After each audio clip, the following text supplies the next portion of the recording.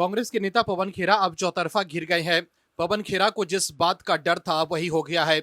असम के सीएम हेमंता बिस्वा शर्मा से पंगा लेकर पवन खेरा ने बड़ी मुसीबत मोल ले ली है। अब पवन खेरा को गुवाहाटी हाई कोर्ट से बड़ा झटका लगा है। गुवाहाटी हाई कोर्ट ने कांग्रेस नेता पवन खेरा की अग्रिम जमानत याचिका खारिज कर दी है। यह याचिका उस एफआईआर के संबंध में दायर की गई थी जो असम के मुख्यमंत्री हेमंता बिस्वा शर्मा की पत्नी रिंकी भुइयां शर्मा द्वारा दर्ज कराई गई थी। मामला पवन खेरा पर एक से अधिक पासपोर्ट रखने के आरोप से जुड़ा है। वहीं इस याचिका पर जस्टिस पार्थी ज्योति सैकिया की पीठ ने की। अदालत ने 21 अप्रैल को दोनों पक्षों की विस्तृत दलीलें सुनने के बाद अपना फैसला सुरक्षित रख लिया था, जिसे अब सुनाया गया है। याचिकाकर्ता की ओर से वरिष्ठ अधिवक्ता अभिषेक मनु सिंघवी ने दलील दी थी कि ये कार्रवाई राजनीतिक द्वेष से प्रेरित है, खासकर आगामी चुनाव को ध्यान में रखते हुए। हालांकि अदालत ने इन तर्कों को स्वीकार नहीं किया और अग्रिम जमानत देने से इनकार कर दिया। वहीं अब पवन खेरा की कैसे बढ़ गई है मुश्किलें, बताते हैं आपको इस रिपोर्ट में। दर्शकों, सुप्रीम कोर्ट के बाद अब कांग्रेस के नेता पवन खेरा को गुवाहाटी हाई कोर्ट से भी झटका लगा। हाई कोर्ट ने खेरा की अंतरिम जमानत याचिका खारिज कर दी। दरअसल पवन खेरा ने हाल ही में प्रेस कॉन्फ्रेंस कर रिंकी भुइयां शर्मा पर कई पासपोर्ट रखने और विदेश में संपत्तियों होने के आरोप लगाए थे, जिसके बाद सीएम शर्मा की पत्नी रिंकी शर्मा ने उनके खिलाफ धोखाधड़ी और जालसाजी समेत कई विभिन्न धाराओं में मामला दर्ज करवाया।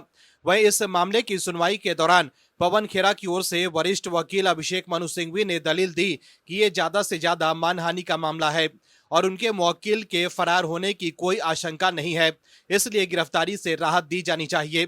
वहीं असम सरकार की तरफ से अधिवक्ता देवजीत सैकिया ने इसका कड़ा विरोध करते हुए कहा कि मामला गंभीर है और इसमें जालसाजी जैसे आरोप शामिल हैं। पवन खेरा की तरफ से अभिषेक मनु सिंघवी ने लाख दलील दी कि खेरा फरार नहीं हो सकते, लेकिन असम सरकार ने इसका विरोध किया और कहा कि पवन खेरा के फरार होने की आशंका से इनकार नहीं किया जा सकता। दर्शकों, जिस तरह से असम पुलिस की कार्रवाई के बाद पवन खेरा दिल्ली से हैदराबाद भाग गए थे, उनका वीडियो भी वायरल हुआ था कि किस तरह से कार में पिछली सीट पर बैठकर छिपकर वो जा रहे थे और जिस तरह से पवन खेरा असम पुलिस को चकमा दे रहे हैं, उससे कई सवाल उठ रहे हैं। पवन खेरा को भी मालूम है कि सीएम शर्मा और उनके परिवार को बदनाम करने के लिए उन्होंने एक खास साजिश के तहत फर्जी कागज का इस्तेमाल किया था, जिसको लेकर वो एक्सपोज हो चुके हैं। वह इस मामले के तार पाकिस्तान से भी जुड़ रहे हैं। सीएम शर्मा ने आरोप लगाए थे कि जिस फर्जी कागज के जरिए पवन खेरा ने आरोप लगाए थे वो पाकिस्तानी ग्रुप से लिए गए थे। वहीं असम पुलिस से बचने के लिए पवन खेरा ने तेलंगाना हाईकोर्ट में फर्जी आधार कार्ड के जरिए जमानत ली थी, जिसको लेकर वो सुप्रीम कोर्ट में पकड़े गए थे। ऐसे में अब गुवाहाटी हाई कोर्ट में भी पवन खेरा की दलील काम नहीं आई। अभिषेक मनु सिंघवी ने खूब दलील दी, लेकिन सुप्रीम कोर्ट की तरह हाई कोर्ट में भी उनकी एक नहीं चली। करीब 3 घंटे चली बहस के बाद जस्टिस पार्थी ज्योति सैकिया की एकल पीठ ने फैसला सुरक्षित रख लिया था, जिसे अब सुनाते हुए कोर्ट ने अग्रिम जमानत देने से इनकार कर दिया। इस फैसले के बाद पवन खेरा की गिरफ्तारी की आशंका बढ़ गई है। वहीं गुवाहाटी हाई कोर्ट से पवन खेरा को झटका लगने के बाद असम सरकार में मंत्री और बीजेपी नेता पीयूष हजारिका ने एक्स पर लिखा है कि मैं आभारी हूं, माननीय गुवाहाटी हाई कोर्ट ने अपराधी पवन खेरा को जमानत देने से इनकार कर दिया है। याद रखें, उसने सिर्फ चुनाव के नतीजों में हेरफेर करने और दूसरे संप्रभु देशों के साथ भारत के संबंधों को नुकसान पहुंचाने के लिए जमीन के कागजात और पासपोर्ट जाली बनवाए थे। अब हमें और जवाब चाहिए। एक, उनके साथी साजिशकर्ता कौन थे? क्या भगौरे खेरा इस साजिश का मास्टरमाइंड था या किसी और के गंदे खेल का सिर्फ एक मोहरा?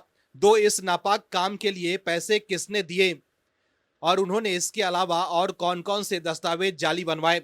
3, क्या इस गैर कानूनी काम में सीमा पार से कोई विदेशी लोग भी शामिल थे? वहीं हजारिका ने आगे लिखा है कि मुझे बताया गया है कि यह भगौरा बिचौलियों के जरिए संपर्क साधने की कोशिश कर रहा है, लेकिन वो ये भूल गया है कि असम पुलिस कानून के राज के तहत काम करती है।